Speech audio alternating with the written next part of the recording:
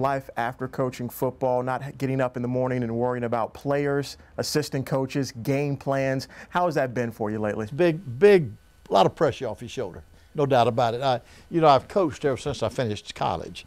As soon as I finished college, I went right into coaching. That was 57 years ago. So all of a sudden, I'm not coaching. And you can really tell the pressure's off. You know what? You don't worry about your kids. You don't have to worry about grades. You don't have to worry about are they going to class. You don't have to worry about that 2 o'clock phone call you don't want to get. You know, you don't have to worry about recruiting. It's just all of that is off of you. You know what?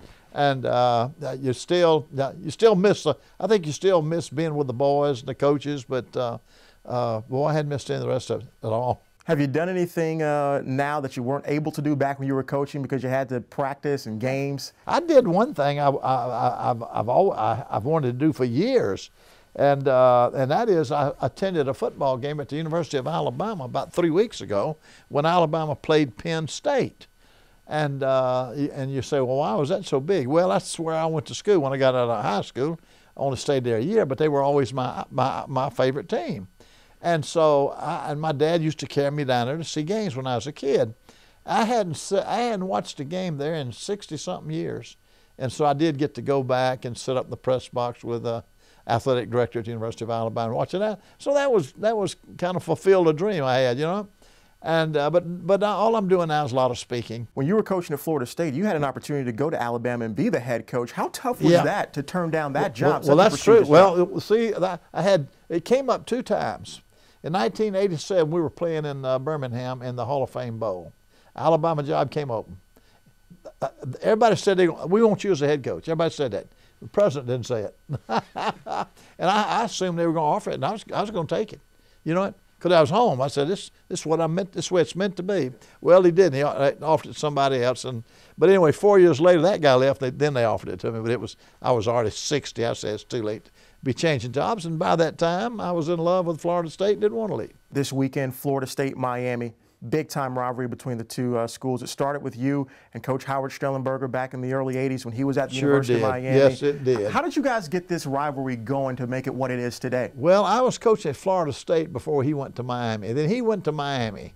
And then in 1983, he had a good ball club. He said, we need to produce this thing. So he called me, and so he and I faked a boxing match. Just faking, you know, put boxing gloves on.